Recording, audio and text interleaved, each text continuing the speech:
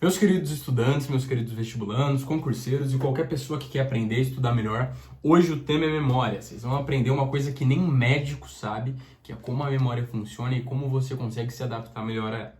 Então, antes de mais nada, vamos começar aqui falando sobre os neurônios. No cérebro da gente, a gente tem dois tipos de células.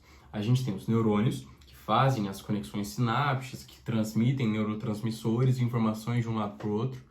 E a gente tem as células da glia. As células da glia são responsáveis por ajudar os neurônios. Elas são as funcionárias dos neurônios. Elas dão alimento, aumentam a velocidade de impulsionamento e atacam substâncias nocivas para esses neurônios.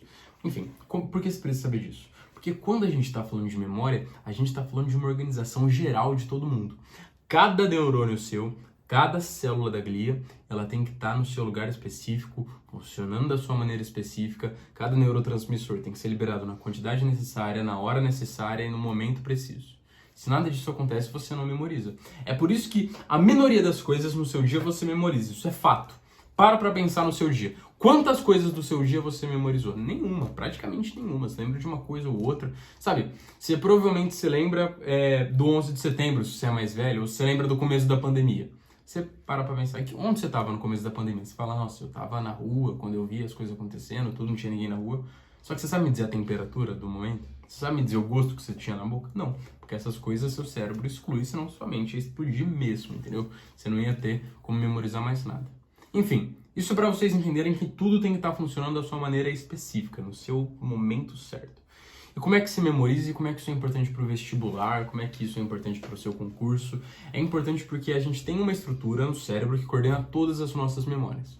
Praticamente todas as nossas memórias, vamos dizer assim, que é o hipocampo. O hipocampo é uma estrutura que fica mais ou menos aqui, ali, bem no meio do nosso cérebro, que ele tem um formato de C, parece um cavalo marinho e por isso que a gente chama de hipocampo. E ele é responsável por ver o que é preciso armazenar e o que não é preciso armazenar. O hipocampo, ele faz sinapse com um lugar chamado neocórtex entorrinal, que fica aqui no meio mais ou menos também. E ele vai dizer pra gente o que a gente precisa memorizar, o que a gente não precisa memorizar, o que vai entrar dentro do hipocampo. E vocês querem saber o que é preciso para uma memória, para ela entrar no hipocampo e que para ela seja armazenada? Tem uma coisa que é essencial para fazer com que você memorize qualquer coisa, que é as suas emoções.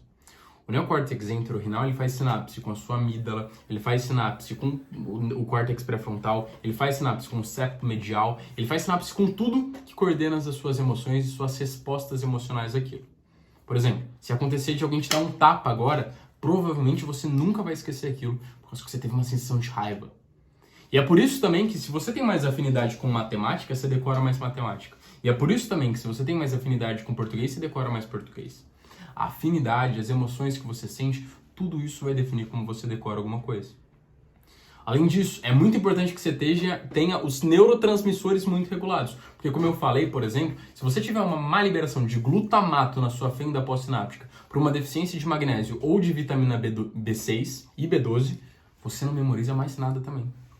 Existem casos de pessoas que têm deficiência de vitamina B12 por ingestão alcoólica muito alta e prejudica a sua memória no futuro.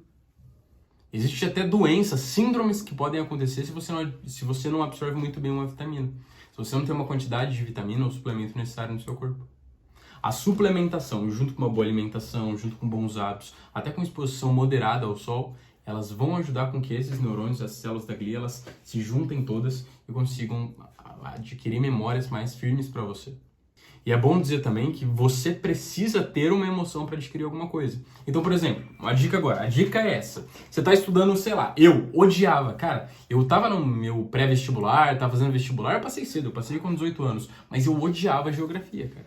Tanto que na minha prova, por exemplo, da FAMERP, que eu passei aqui, eu errei 5 questões de geografia, de 8. Errei quase tudo, eu odiava, cara. E por que eu odiava? Porque eu não conseguia memorizar. E por que eu não conseguia memorizar? Porque eu dizia pra mim mesmo que eu odiava. Daí olha o que eu te disse. Sem emoção positiva, sem memória, sem entrar no hipocampo. Sem entrar no hipocampo, sem entrar no córtex pré-frontal. E sem entrar no córtex pré-frontal, sem memorização a longo prazo. Vocês entenderam o que eu tô dizendo? Eu não gostava de geografia e eu me induzia a deixar de memorizar geografia.